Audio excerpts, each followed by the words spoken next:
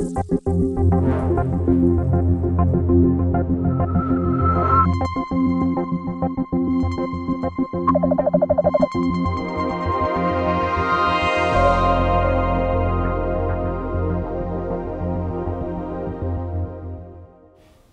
welcome along, ladies and gentlemen, to your weekly SETI seminar series. We are very honoured today to be joined by Kevin McKeegan, who's come to us from UCLA for the day.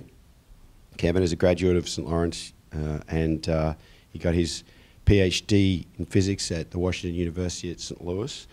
And his current position is the director of the NSF and UCLA Ion Microprobe facility.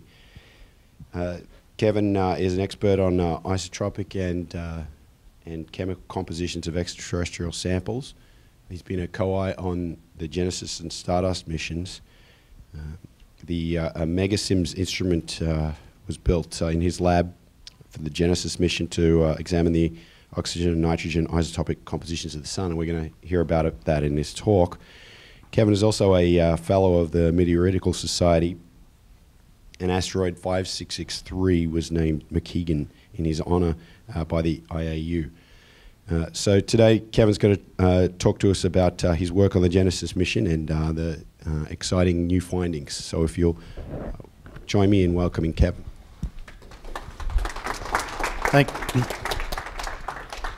Thank you, Adrian. Thanks for the nice introduction and for the invitation to come here. I'm really happy to be here today. And as was already alluded to, you know, I've got my name on here, but I'm really representing a large team from the Genesis mission with this science that I'll be telling you about today. And so the topic is the oxygen isotopic composition of the sun. This may seem like a slightly esoteric topic to you, but I'll try to explain why this is important. And actually, what we're really after, though, is trying to understand the transition from the time that the solar system looked like this, the Bay Area looked like this, to a time when it would, and why is my slide not advancing? Sorry. This is not a good omen. There we go. Okay, just had to wake it up somehow to when we get like this. Okay, so we're interested in the transition from this accretion disk, which started out as some relatively homogeneous object, into we evolve objects of considerable complexity like this, and particularly this object. I actually don't mean the Golden Gate Bridge, although that also would fit into the story if we decided to go that way. So just a brief outline of what I'd like to do with this talk. I think we have a fairly diverse audience, so I'll review a little bit about what I would call a kind of standard model of planet formation from the chemical point of view, and what the expectations would be of that. And as you'll see, those are not fulfilled, and that's the important finding that we have. And then, but also talk a little bit about why is oxygen important in this story, okay? And then specifically just briefly review the Genesis mission, what we did, and what we found. And the take-home message from the talk is basically that the Earth is grossly isotopically anomalous. And this requires then an explanation when we think about how planets are formed, and therefore a modification, if you will, of this standard kind of model. And to whatever time we have left, we can talk about specific implications for cosmochemistry, for meteorite science, or whatever. I'm not exactly sure how you like to run this colloquium, but I think it might be good if you have questions to just take them, you know, don't necessarily hold them all for the end. And if it's something that I'll come, you know, that I'm addressing in 2 slides, I'll just say that. Or is that okay with, I know there's a web audience that can't participate in that, but they're not here, are they? So, okay.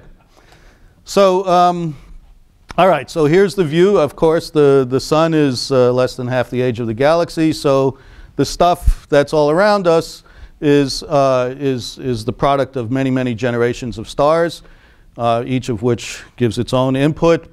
But in the process of planet formation in this accretion disk, which we also call the solar nebula, we have a great homogenization that occurs. All right, and And we know this because we have this is not at all obvious, but we're kind of lucky to have Jupiter, Jupiter have formed early, which therefore preserves for us relics from this epoch of solar system formation. So we have the asteroids, and the asteroids then can have little cosmic accidents and send us a free sample return from the asteroid belt in the form of meteorites, most of which, right, 90% of which are chondrites.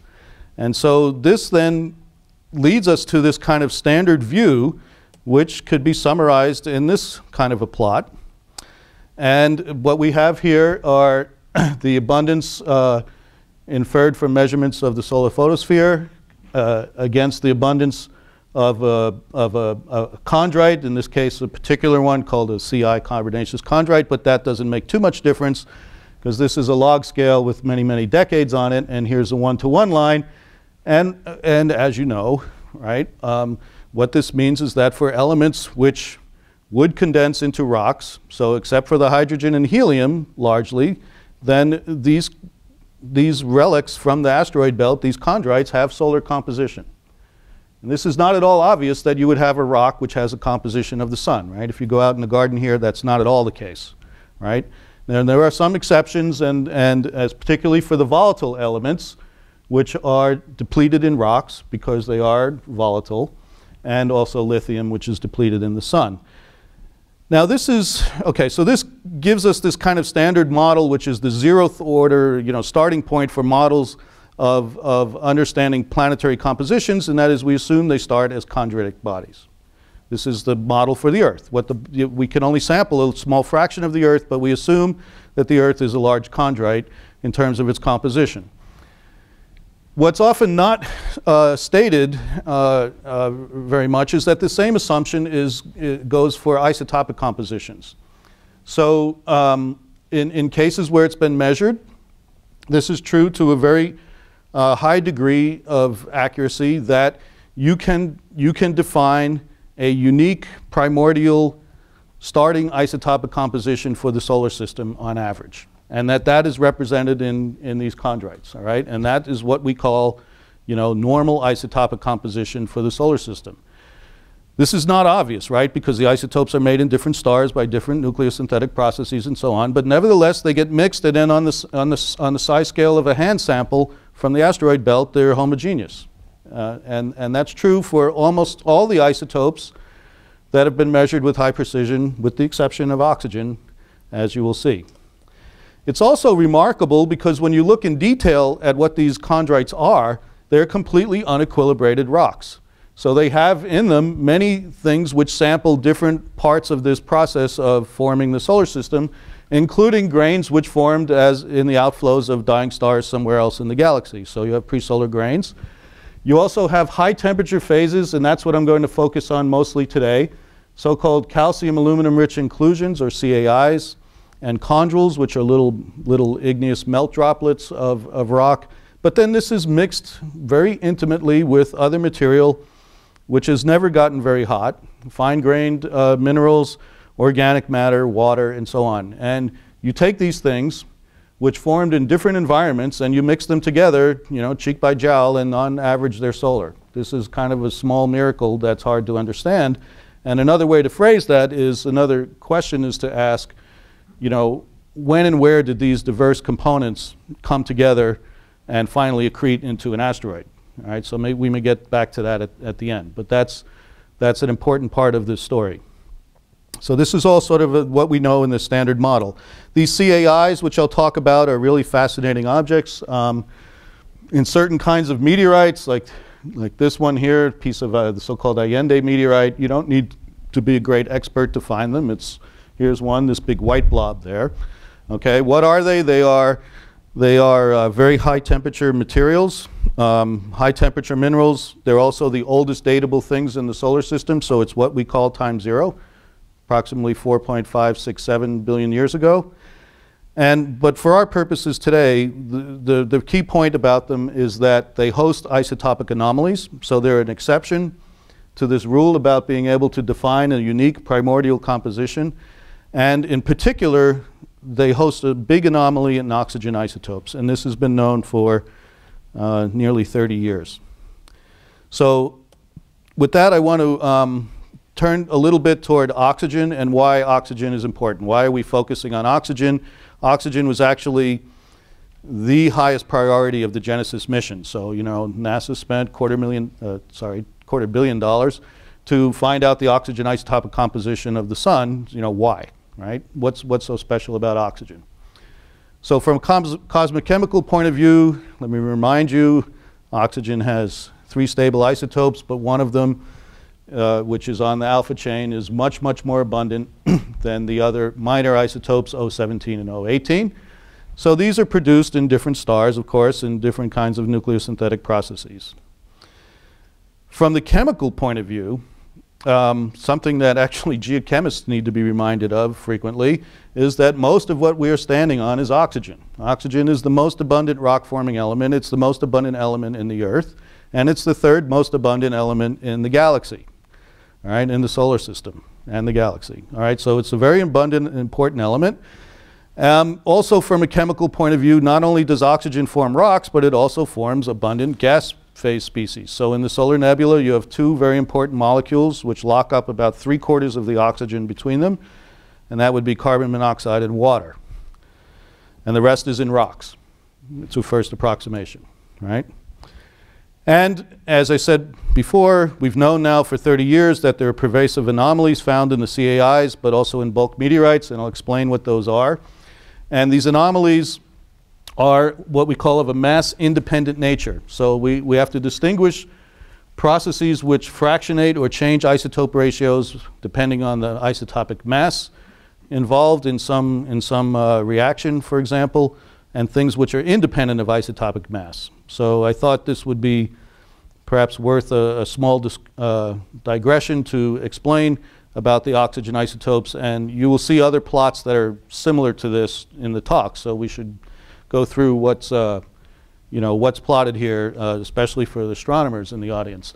So this is, on the y-axis is the oxygen 17 to 16 ratio. On the x-axis is the oxygen 18 to 16 ratio. They are plotted as delta values. This is a deviation in parts per thousand from some standard value.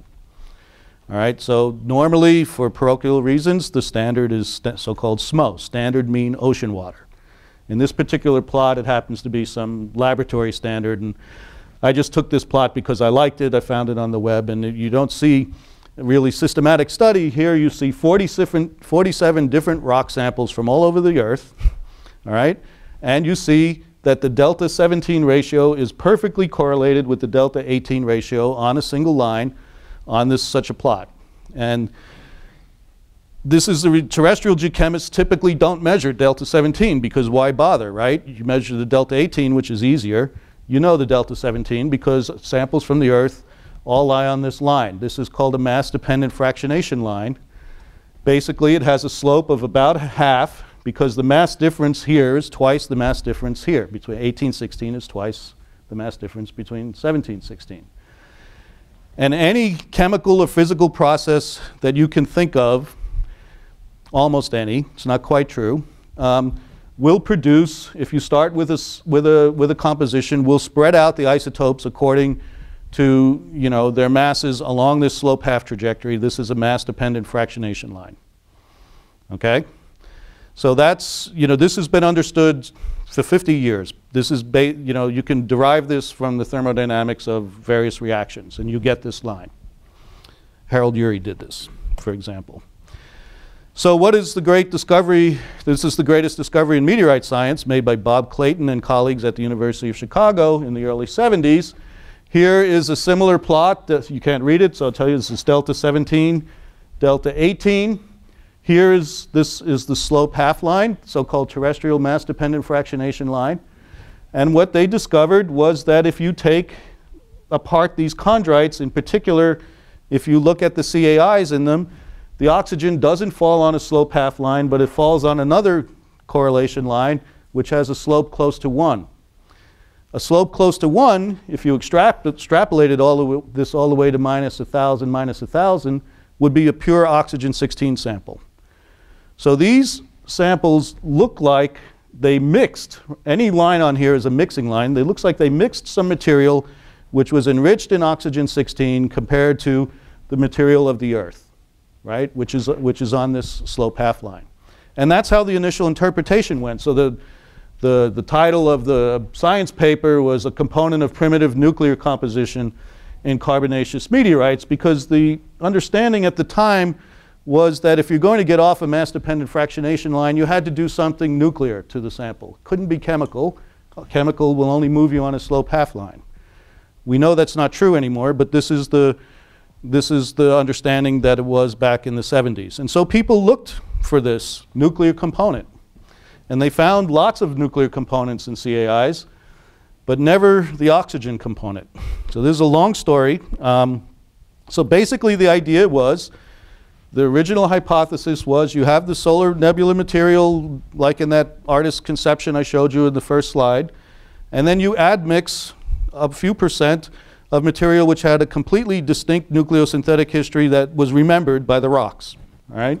And like a little salt of pure O16, and that this was this material. Maybe it was from a supernova, or who knows, but that was the idea back then.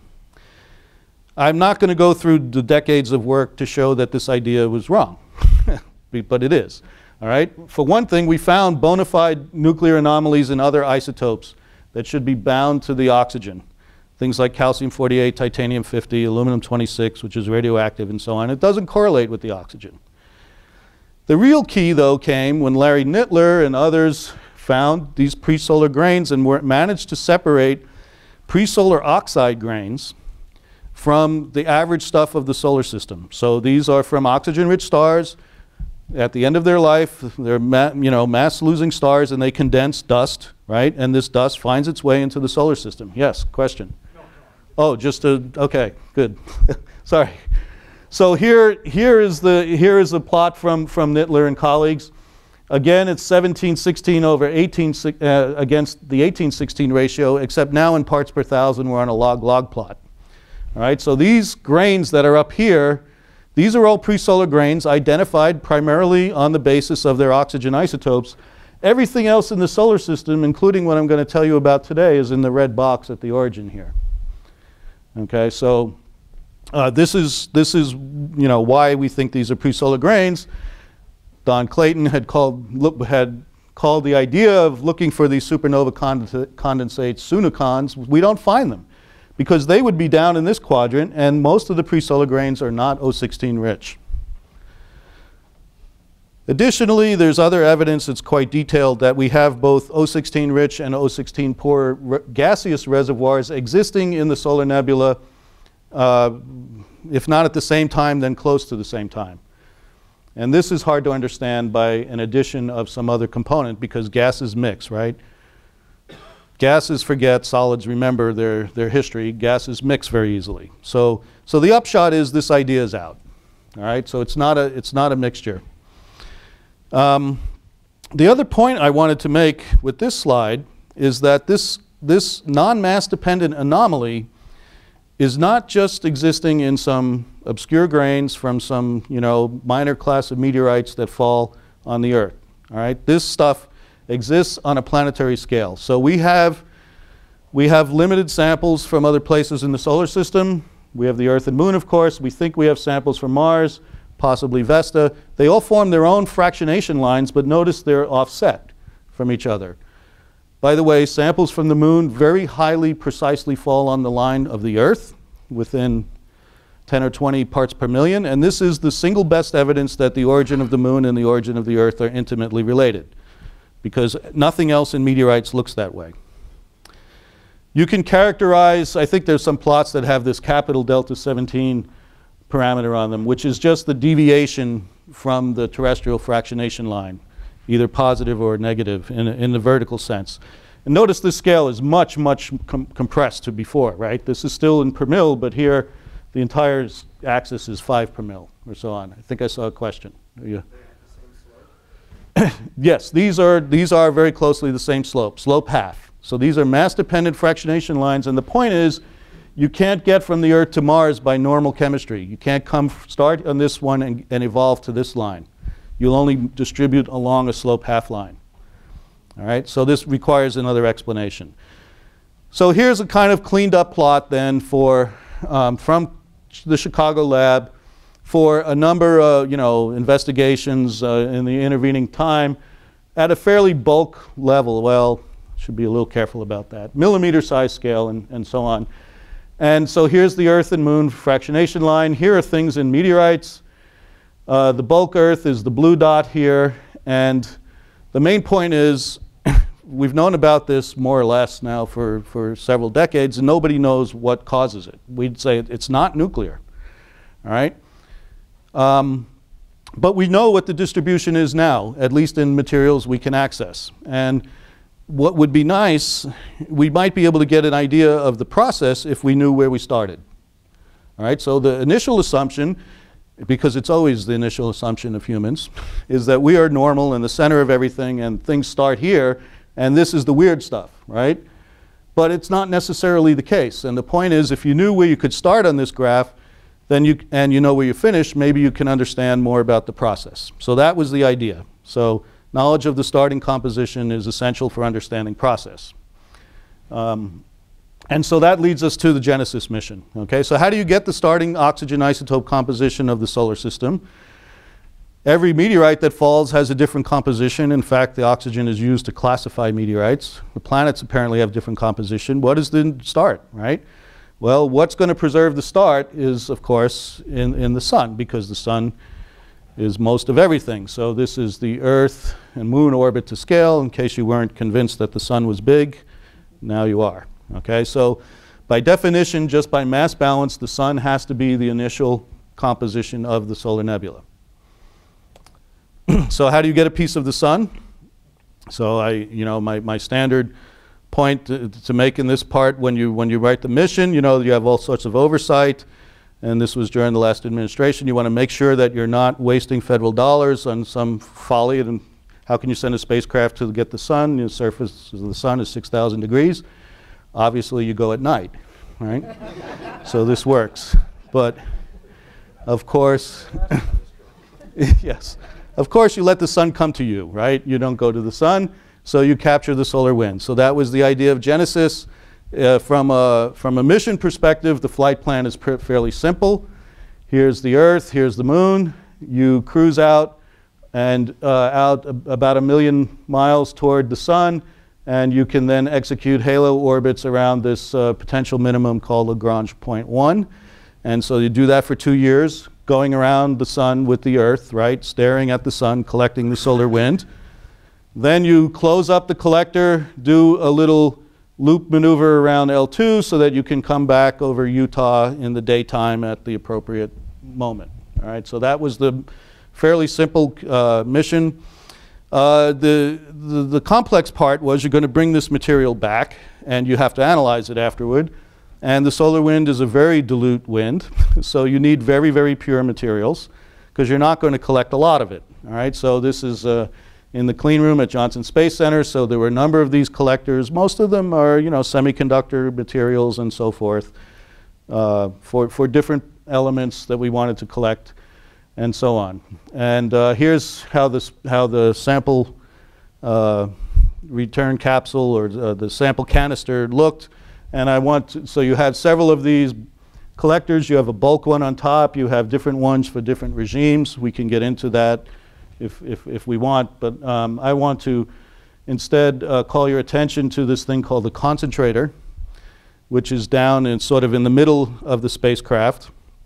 And the reason is because the Concentrator was dedicated and built by Roger Wiens and his team at Los Alamos. It was dedicated for improving our chances to measure the oxygen and nitrogen. Because we know, right, it's what we're breathing now, this planet is, full of oxygen and nitrogen at its surface, and so we would have more of a contamination problem. So the idea was to build basically an electrostatic mirror. So a solar wind ion would come in, we'd know approximately its velocity and adjust the potentials here to turn it around and focus it so that it would hit a backward-facing target which was suspended at the focal point of this parabolic ion telescope, essentially, right? Here was the target material, 6 centimeters in diameter, And it consists of 2 wafers of pure silicon carbide, single crystal, and then some diamond films grown on some other substrates. And these were chosen for analytical purposes. So basically the idea here, right, is you take the solar wind that would hit in this area and you concentrate it into a smaller area. You also give it a boost so it'll get in a little deeper. So the solar wind has about, roughly speaking, 1 kilovolt per AMU, which if it hits a solid crystalline material is enough to go in below the surface and stick there. So that was the idea of the mission. Here's how it looked after it was built. So you have this high transparency mesh, and the solar wind comes in, turns around, hits the backward facing target. Things are a little complicated because the solar wind has got some distribution of charges, distribution of energies and angles, and so on. So there's an active, there's a computer on board to try to adjust this to collect things appropriate for the whatever time that you're up there. The other complication, however, is that this is an active ion optical device. So the concentration is going to be a concentration gradient across the target, and importantly, there's going to be a gradient in isotope compositions because the isotopes will have different charge to mass ratios and get focused at slightly different radii, other things being equal. So this is something that we have to take care of, and we were aware of that from the beginning. Okay, so this is now at JPL, and this is presumably how the spacecraft looked out at L1 with everything open, right? Collecting solar wind. Here you see the people closing up the sample return capsule, so all the goodies are in here, all the collectors, and this is the lid. That's of the ablation shield. Here you see it's nice and white, and this is a person for scale, so it's not a big spacecraft. Fairly simple as spacecraft go. I wasn't able to stick around, but I was told it was a flawless launch. After spending a few days in the Ron John surf shop, that's all you can do, waiting for the weather, you leave, and then the next day, of course, they launch. But that's the way things go. This is what was supposed to happen on the return. When the first time I heard this, I thought this was crazy, but we had a Hollywood cowboy stunt pilot who was going to come by with a helicopter and a hook and snag the spacecraft out of the air as it descended toward Utah. And he would have done it, all right? I saw the movie, he practiced 5 times, got it every single time. This guy was a real, he was excellent, right? But, when you build a spacecraft, there's thousands and thousands of parts, and they all have to be put together correctly and so on. And, you have some things like this, little accelerometer, and, there's a can with 2 wires coming out, and the question is, does it matter which end of the wire goes in where or whatever? And of course, it does matter. So this is what happens if you drop your experiment from the top of the atmosphere. All right, so the parachute did not deploy, so our cowboy didn't get a chance to use his helicopter, and the spacecraft crashed into the desert floor in Utah. And here's what it looked like, and don't ask me why this fellow is smiling, but he is. He liked to have his picture taken, I guess. So things broke, and we had a lot more samples than we started with. However, everything is not bad here, okay? So this is an important point about sample return. If something doesn't work right, you regroup and you go to plan B, and we were lucky in some ways. So this is the concentrator, which was down in the belly of the beast. The sample was suspended on this mesh, and it came back largely unscathed. One of the pieces got broken, but these fragments were recovered. The silicon carbide here wasn't broken. It was a bit dinged up in some places, and it had dirt on it, but that's it. All right, so the solar wind is still stuck in here. So that's the good news. The other point about sample return missions is that I've been measuring oxygen isotopes for a lot of my career, and I was sure that, in fact, we could not make the measurements. At the time the mission was launched, there was no instrument on the Earth that could take the sample and make the measurements. All right? It's a very difficult measurement. This is a simulation of what we would expect. For oxygen, we expected a little more than 10 to the 14 atoms per square centimeter of target. They would be implanted some tens of nanometers below the surface of the target so that the peak concentration would be about 100 parts per million. And so this is very demanding analytically. All right? And I'm not going to get into all the details about that, but just suffice it to say that we had the opportunity to build a new kind of instrument to do this, and so we did. And after several years of working at it, it works. And basically what it is a secondary ion mass spectrometer or ion probe. This part is commercial part, and it shoots a beam of cesium ions at the sample, liberating progressively deeper atomic layers into the sample, ionizing some of them. The ions are extracted and put into a small accelerator and a mass spectrometer, so sort of like an accelerator mass spectrometer, which is joined to this thing. And the key is that this device, which we built at UCLA, has very, very low background for the oxygen. We keep the good depth resolution, so we have to differentiate crud on the surface, the oxygen stuck on the surface, from the solar wind. And that was a key point to try to make that work. It's an ion microscope, so we could avoid contamination. We avoid, most of what we collect was hydrogen because that's what the sun is. So we have a problem with hydrides. So OH is an interference in the mass spectrometry that we have to deal with. We take the dumb physics approach of destroying those by just bringing the ions up to over 1 million volts and busting those OHs apart. And then we have to count the ions as they arrive. So this is what we did. Here's what it looks like. And anybody wants to talk about instrumentation, we can do this. One of the reasons I like to show this is because, you could not launch this off the surface of the Earth. All right, it's many, many, many tons. But the sample return missions have the advantage that you can use state-of-the-art technology that didn't even exist at the time the mission was conceived. And it can weigh as much as you want, and use as much power as you want, and so on, as long as you can get the samples into here. So that's what we did. So here's a piece of the silicon carbide wafer in the sample holder. We know that we have this problem where we're going to have this fractionation across the radius of the surface, right? So we do a traverse. So here's the center of the concentrator at this apex, and then this is the periphery. And so we did a traverse across here. In several analyses in each of these areas, avoiding the pits and contamination that was still remaining on there. Here's how it looks in a more microscopic view. So here's the apex, the center of the concentrator. Here's the edge. So you have to imagine this giant pie slice like this. And then this is a blow up of one of these areas. What we do is we raster the ion beam and we make what's called a depth profile, getting the oxygen isotopes out of these areas.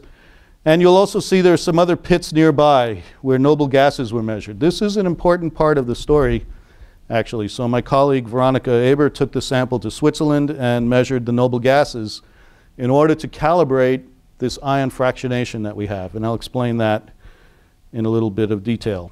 So the concentration decreases from the center to the edge. This was expected. And then after we measure all of the 40 spots, we can take it out to an interferometer. We can calibrate how deeply we've sputtered, which is like a micron or something. And we can really reconstruct the distribution of the solar wind ions that were stuck in the sample. All right, so that was the game analytically. Here's how the 40 profiles look, just stacked up. So this is just intensity of oxygen 16 counts versus time into the sample. So here's the sample surface. As you progressively sputter in, concentration goes up, comes down as expected, and the different regions are, because there's more oxygen in the black region than in the purple region, because of that's how it was collected. And so I'm going to focus mostly on the good data from in here, but even the D and E, these points out here, where we're just getting limited by counting statistics, the data still agree. It's just that quantitatively they're not quite as pretty to look at. So if you look at the three oxygen isotopes, I mean, the first point is we have a very good signal of the solar wind. All right, the background is what we do is we sputter through the solar wind until we get to, and we go all the way through till we get some background, which is the best we can do with our instrument. But this level is always less than 2% of this level. So we have we have signal to noise of factor of 50 or better. All right.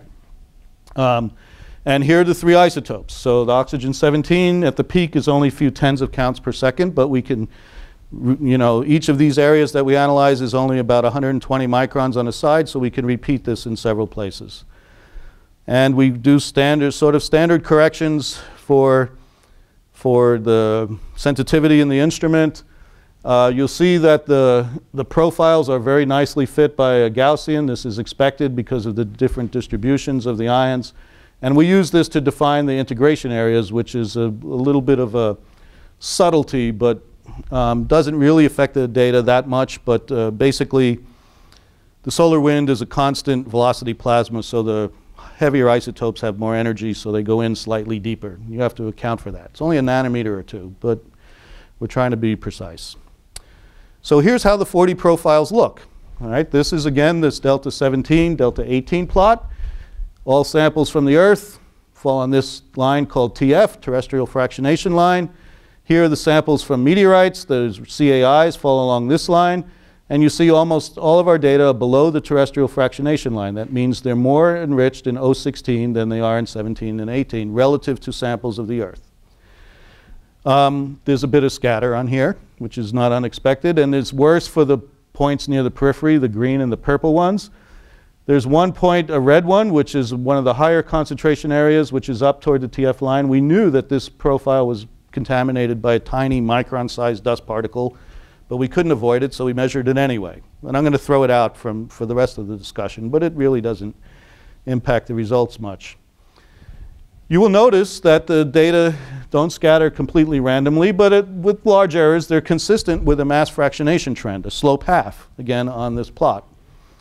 And in fact, that's the case. And so now we're going to use the noble gases, in particular neon, which geochemists don't think about, but neon is a very abundant element. It's just not abundant on the Earth, on the surface of the Earth. It's extremely rare. That's great, because we have no problem with contamination, but it can be measured quite precisely. And so Veronica did this, and here's the concentration of neon. And this is as a function of radial distance on the target. So it falls off, as expected. But the important point is neon is so abundant, you can measure it in the bulk collector, in the bulk solar wind, so not in the ion concentrator. And so you get a direct measure of this concentration effect on the isotopes, and that's this curve, right? So we see toward the center, for example, you preferentially collect the heavier isotope, right? So the neon 20-22 ratio is well below the solar wind. And this is, by geochemical standards, a very large effect. It's 3% per AMU, which is huge. All right? But we can use this to directly calibrate the oxygen, because neon 20-22 is a lot like oxygen 18-16, and we have a model then for how the ion physics works in this concentrator. So we do that. And here, what I've done now is summed each of these areas on the collector on the top, right? And then if I correct for the fractionation as according to the radial distance in the target, they all collapse to a point which is within error here, where I've put this star, which is approximately -100, -80 in delta 18, delta 17 space. So what does this mean? Is this the composition of the sun? Or, what we think, now we've calibrated everything, so this is the composition of the oxygen that we collected at L1. It is unlike anything else that we see in meteorites. So, this could be the composition of the sun, but then you would have to say everything else in the solar system was mass fractionated over along a slope half, and then did some sort of mixing process along a slope 1, let's say. We think that's unlikely. There are a lot of detailed arguments about that, but that seems to be, I think, a pretty strong case. More likely, what it is that the sun, we didn't collect the bulk sun, right? I mean, we collected the solar wind, and that there's a mass fractionation effect in the ionization and propagation of the solar wind, which takes the solar value from here and brings it down to here. So where should the sun be? Well, we're going to extrapolate back along a slope half line to where it intersects this main trend in the solar system. And we're going to say that this is our hypothesis at this point, that this is the composition of the sun, about -60, -60, -59 if you want to get picky. All right? But I won't begrudge a per mil, because our errors aren't that great. All right? So that's what we think that the starting composition of the solar nebula is. So if we look at that then in the big picture, the oxygen isotope map of the solar system, it looks like this now. So here you have the Earth, Moon, Mars, ordinary chondrites, these things, these refractory objects and carbonaceous chondrites coming down here, and here you have the Sun, down at this end of the line, not that end of the line.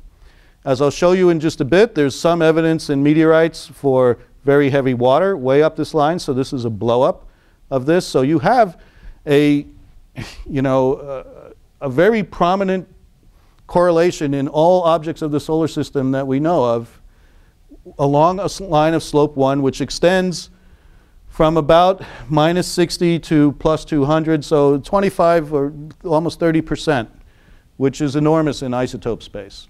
All right? And if you want, you can think of this as some sort of main sequence kind of thing of oxygen isotopes in the solar system. So, what does this mean? Well, the Sun is not on the fractionation line of the Earth and the Moon, right? So the Earth is isotopically anomalous. It's not the normal stuff that started.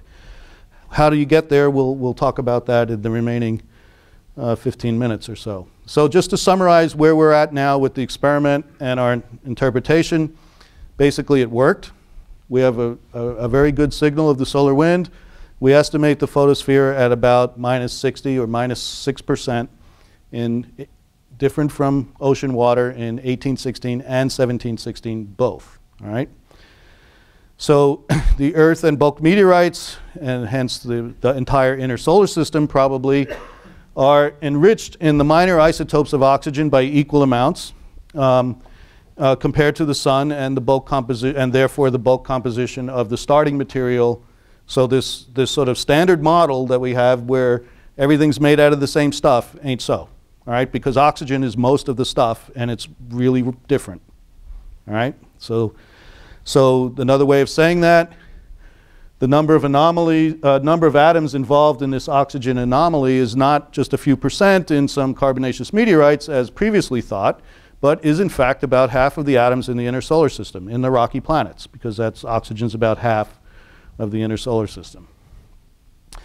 Bob Clayton, who is the great master of this field, perhaps said it even more succinctly and better at a conference. I wrote this down in my notebook. He said, CAIs are not anomalous, you are. All right, so that's sort of the take-home lesson. Now we can say, well, what does this mean about how do you get there? What had to happen during the solar nebula phase or before, perhaps, to get to this situation? So what are the implications? I just put this up in case there are any solar physicists here. One of the things we're predicting is that you have isotopic fractionation in the solar wind. We have other evidence for that in the noble gases, in the regime data.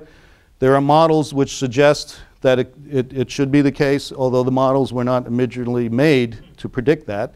But nevertheless, that's something that we're actively looking for right now in other elements, is to see, is this the case? So we can ask some other, sort of top-level questions. So what's the origin of this effect? Is the Sun an end member of this mixing line, or is there other stuff there? This is more a question perhaps for some meteorites. And same with this, CAIs are close but not equal to solar. What does this mean for the provenance of chondritic components? Provenance just being a fancy way of saying where did the CAIs come from to get into rocks in the asteroid belt, right? And my take on that is that they come from very near the Sun. They're high temperature objects with solar composition very close. They have spologenic isotopes in them. It's another story. But probably you have to mix things. And we'll come back to that in a moment. So a lot of groups have been working on this. They were working on it even before we had the data. And if you think about the different kind of hierarchies of how you could explain where this anomaly comes from, you can say, as it was originally postulated, that this is just inherited from different stars, from perhaps galactic chemical evolution in the galaxy. So it's a generic kind of thing. This was Don Clayton's idea, all right, that O16-rich dust would live longer than gas, and as the galaxy becomes more metal-rich, you get more secondary nuclides and so on, and things would migrate up that line in slope 1. We could probably rule out both of these now because it doesn't make sense with the bulk composition of the sun. So this is not a nucleosynthetic inherited or chemical evolution inherited effect. It could still be inherited from chemistry of some sort in the protostellar nebula, the pre-phase, the molecular cloud phase. And there are different postulates that different people have. One of them is isotopic self-shielding of carbon monoxide. I'm going to talk about that in a little bit more detail. Others are kinds of unusual reactions on cold grains, or some sort of other inherited effect between gas on the one hand and dust or ice as condensed phases on another side. Yes? Are you referring to a kinetic isotope effect? It's a rate process that's not mass dependent, right? So you can have kinetic isotope effects occur all the time that are mass dependent, many of them, right? I mean, so a good one is carbon isotopes in living you know. But this is, it's a rate effect. And especially for the isotopic self-shielding, there are regions where you are going to get this condition to exist. So we need to find environments with the right physical chemistry to permit these kind of things to happen. It could be in the accretion disk. And again, isotopic self-shielding during photolysis of CO is a leading candidate. There are other ways of producing this anomaly. Mark Thiemens at San Diego demonstrated 20 years ago that if you make ozone in a test tube from oxygen, you can produce a non-mass dependent effect. Very complicated. Nobody's fully understands the origin of that, but ozone's not a player in the solar nebula because it's way too oxidizing, right? It's a reducing environment. But nevertheless, there are ways to do this by chemical means, perhaps. And so these are what we need to evaluate. So let's just, self-shielding is the leading model, so let me talk about that a little bit, and we don't want to get too bogged down in details, but this is an important concept, and I think this is an important audience. You may have some insights that you can share about this. So what does this mean? Okay, so actually Bob Clayton suggested this in a little thing in Nature a few years back. Basically, CO is a very stable molecule, but you can break it apart with a UV photon of the correct energy and therefore liberate oxygen. What happens then, there's a series of reactions, but in the 0th order, the oxygen is in a hydrogen gas, and so you make water, all right? You can move oxygen from carbon monoxide into water in this way. And this is important because the photolysis of CO goes through a pre-dissociation step, which depends on the quantum mechanics of what's going on. So you have a specific rho vibrational spectrum, which is different for C18O compared to C16O compared to C17O, all right? So here you have a selection effect that goes on. And you can imagine if you have, this is meant to illustrate a sort of column of gas. If you have some UV source, because of the great abundances here, you're going to have, achieve a very high optical depth here for this major isotope log, C16O. And so this reaction won't be able to go forward because you'll used up all the photons. But there will be regions of space where you can still move 18O and 17O into water. And the beauty of that is then, of course, you can freeze out the water. And so you have a way to pump those minor isotopes together into another chemical phase and separate them from CO. So this is the idea. And in the parlance of delta 17, notice this requires you to only move up that line. It only can go in a positive delta 17 because you can only take the minor isotopes and move them from CO into here. Of course, the CO will become depleted in those in some region of space, but there's a lot more of that. So, and it doesn't get as easily preserved because it gets blown away eventually, much of the gas. So if this is the origin, then the question is, can it quantitatively do it? Where does it happen? Different people have different ideas. Clayton wants to do it at very close to the sun. Others, Lyons and Young and so on, want to do this out in a thin region. This is meant to show density profiles through a quadrant of an accretion disk. So here you have heliocentric distance where this is out at tens of AU. And in some region you can make this isotopically enriched ice or water. And then the question is, how does it get transported into the inner solar system and interact? And even you could do this in a molecular cloud. And self-shielding is observed in molecular clouds, not necessarily for oxygen, but for other species. So then the question is, and others have been working on this, is it really gets down to an issue of understanding the transport. All right? And can you move these ices and react with, you have to react with everything in the inner solar system and move it up that line if that's the case. So there's a big job. Is there any evidence to support this? Okay, so I alluded to this earlier.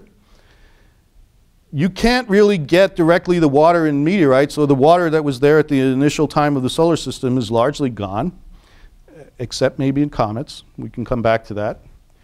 But in meteorites, there's evidence of fluid rock interaction early on, and there are minerals that preserve to varying degrees of fidelity the oxygen isotopic composition of the water that interacted with them. So if you rust iron and you make iron oxide, that oxygen comes from the water, for example.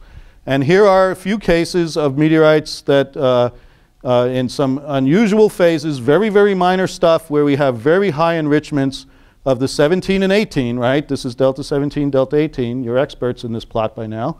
And you see it's very highly enriched in the heavy isotopes. All right, so this is in agreement with qualitatively what you would expect. And so, you know, this end member could be somewhere up there. There's still a question why planetary materials don't string out up here more. That's an open question. Another question is the sun at the very bottom of the mixing line? It's close, but not exactly. And so there are some other things. If I blow up that region, you can see here's one. It was found by Yorimoto and his students in Japan. In a meteorite, you have a little melt droplet of olivine with a glassy core. It's even more O16 enriched than the sun. But these are very, very rare. But still, they beg an explanation. That's the beautiful thing about meteorites. You have to explain everything in them, and that's another problem. You can ask, and this is where I'll finish up, what about, do we have anything that is really a pristine sample from the outer solar system to check this idea of the transport? And as you know, we had a mission to the outer solar system, Stardust, flew through the tail of Comet Vil-2, was a body which accreted at some tens of AU, presumably, and collected dust from it. The problem is, the dust that we've been able to measure the isotope composition of so far are tough pieces of dust, which were surprising to be there in the first place. Things like this little piece here with a little bit of melted aerogel on it. This is a little micro CAI. Was not necessarily expected by everybody to be in a comet because these minerals formed well over 1,000 degrees Kelvin, 1,400 K and higher.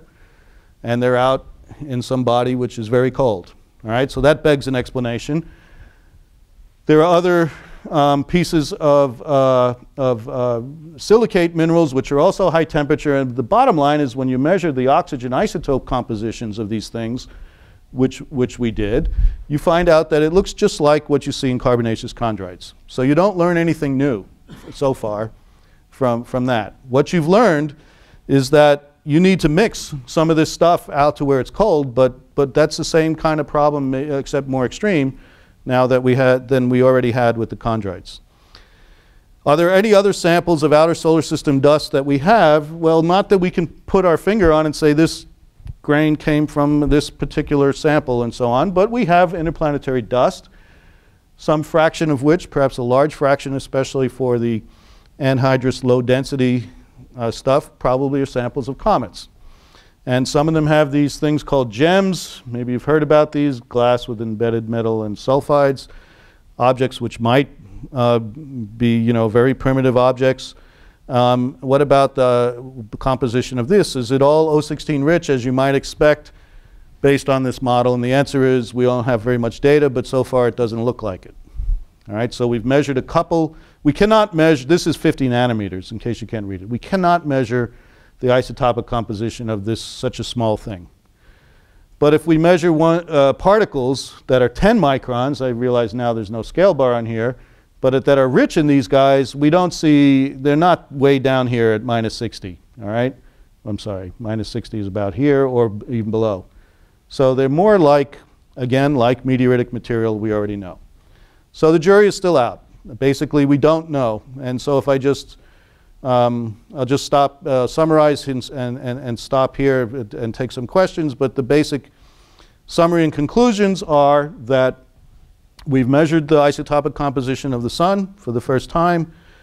Here are the values. The main point is that the Earth, bulk meteorites, everything in the inner solar system probably, are depleted in oxygen-16, or if you like, enriched in 17 and 18 by equivalent amounts, 60 to 70 per mil, or 6 or 7% relative to the starting composition of the nebula. You certainly need to have large-scale radial transport of solids, not just from out to in to make a star, but also from in to out to account for some of these minerals. And there are a few things which appear to be more O16 enriched than the sun. We don't have a good explanation for those yet. There is some evidence for heavy water, and it would be wonderful to have a measurement of the isotopic composition of oxygen from water or other ices in a comet to test this.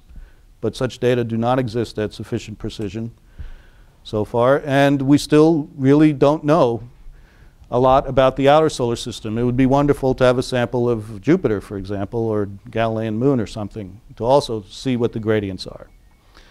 And so I'm going to leave it there. I just wanted to acknowledge the people who were in the lab, who did the work, who you see here putting together this machine, and Veronica, who measured the noble gases, and, whoops, sorry, and also Don Burnett, who's the PI of Genesis, Roger Wiens and his team, who built the Concentrator. So it's a space mission, right? There are hundreds of people involved to make such a thing a success. So thanks for your attention. I'll take any questions at this time.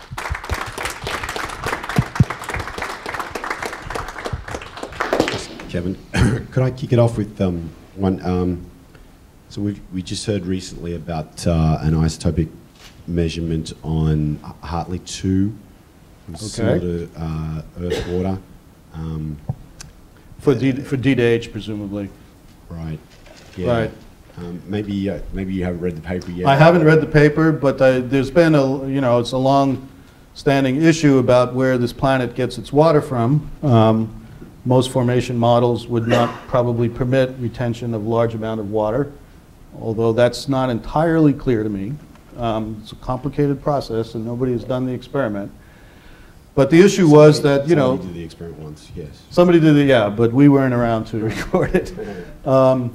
So the issue is, of course, there's obviously been cometary input to the Earth, but the issue was that the deuterium to hydrogen ratio measured in several comets was a factor of 2 higher than the ocean water. So this seemed to be a big problem.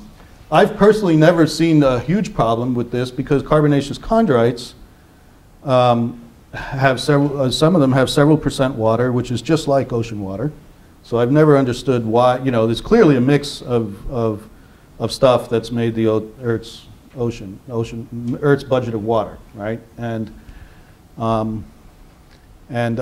think it's very tempting. We always like to try, when you look at it in some ways, it's understandable why people try, but it's also, in some sense, very problematic to take either, a few grams of rock or kilograms of rocks or a few observations of a couple of comets and try to make the whole Earth, out of this. It's clearly a mixture of all these things, and that's, that can be very difficult to satisfy all the constraints. So what aspect controls where Earth got off the solar nebula line? Yeah, now, okay, so having said that, the oxygen would be extremely useful to have in a comet, all right? Because you would expect that there would be a large, if this process that I described of the photochemical self-shielding was an important one, then you would expect that there would be a very big difference between the water and other phases in the comet, whether it's ices derived from CO in some way, or whether it's dust, perhaps. The dust is complicated because the dust may never have interacted with anything, or it may have interacted partially. And the big advantage that oxygen has compared to hydrogen, for example, in the case of hydrogen, you have two isotopes, you have one ratio, highly fractionated. There's no deuterium left in the sun. We do sort of know the protosolar value from the helium-3 and from other observations. And the Earth is already a factor of 8 enriched compared to the protosolar value. So you have 100% mass difference, and you can really fractionate D to H. But in oxygen, you really have a diagnostic tool to see if it's the normal kind of chemical fractionations or something more exotic, like what we're seeing here. And so it would be really useful to even have the 1816 measured in an ice. Don't get me wrong. To do that with the precision of 1% or better would be very great. But to also have 17 would be even better. So anybody want to go out and do that, I will buy you lunch.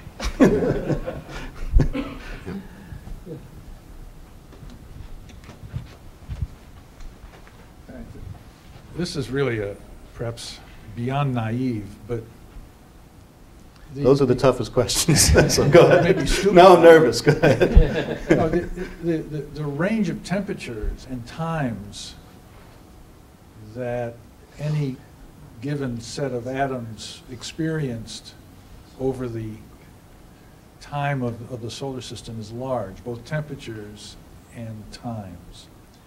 So does your oxygen work presume that the three isotopes you're considering are fully stable, A, and B, is any radioactive decay possible? If it's possible, is it temperature independent? Let me take the second part first, because the answer is no. All right, so these are three stable isotopes of oxygen that have no radiogenic precursors, radioactive precursors. Over 4 billion. Yeah, the time doesn't matter. It's right in this case, because there's just no radioactive parent that, so that doesn't matter. So there's no time, and hence there's no time information inherent in oxygen. All right.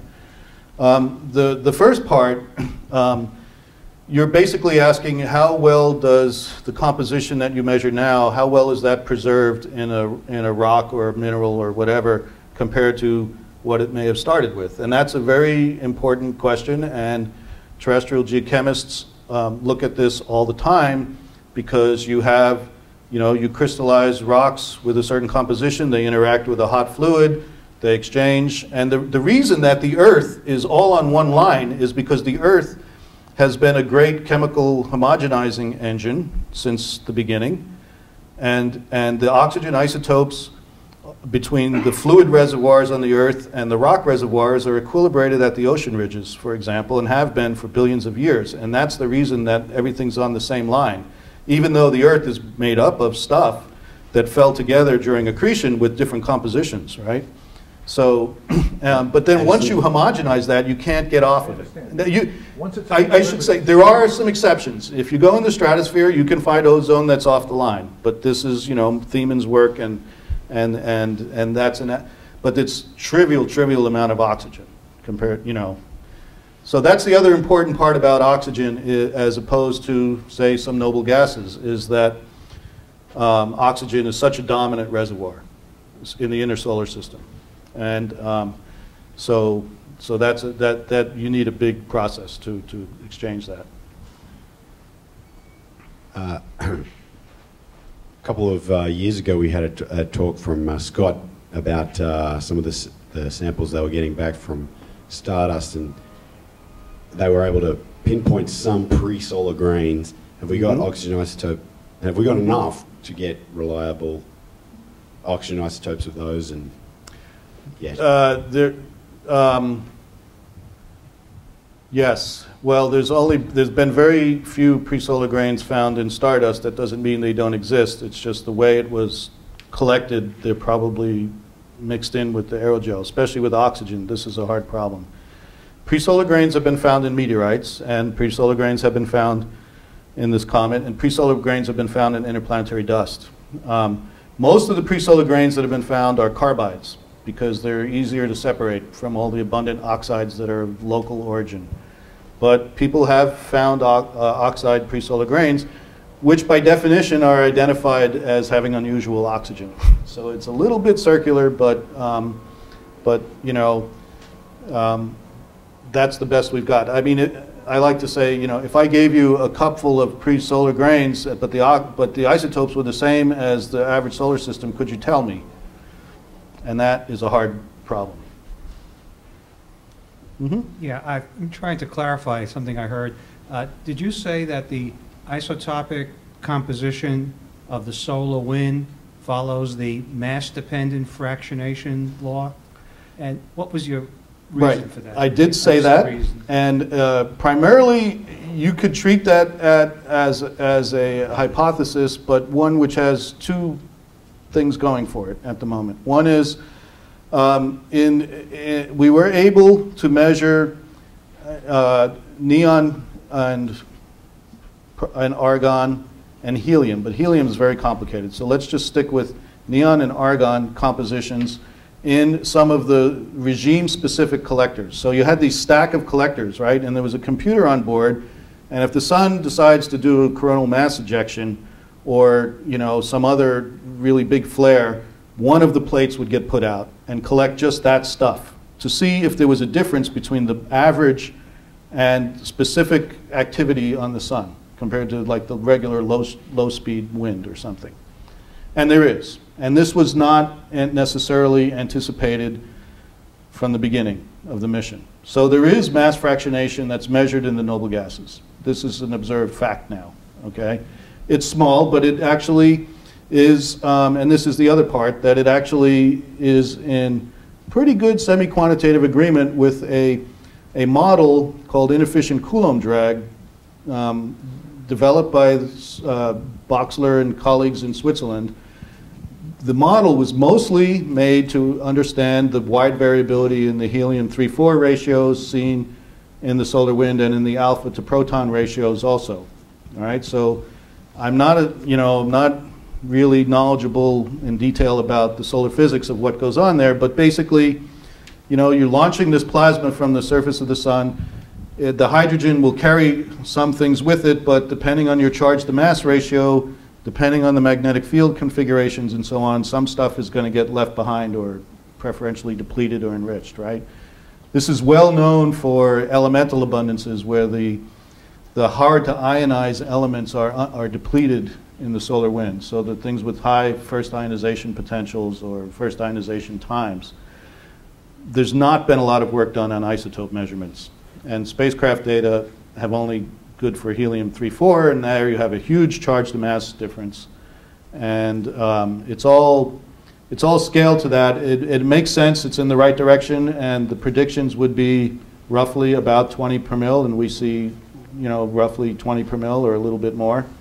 So we're pretty confident in that, but we need to now go out and measure it in other elements and see if it's really there. One of the clever things which was done in Genesis, all right, so these different regimes, and I cannot take credit for this, I don't even know who was responsible for this, but the different regimes the collectors were all made different thicknesses. So even though the thing crashed and everything got mixed up, you can tell that a fragment came from the CME collector plate, for example. Okay, if you measured the thickness of the thing. So that was clever. Yeah, well, somebody was thinking ahead, right? There you go. I think they were thinking about it more for curatorial purposes than for crash purposes, but that's another whole story.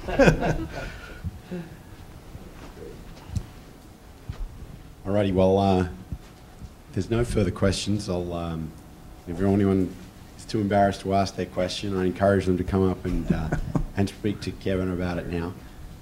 If you'll join me in thanking Kevin for his great talk. Thank you.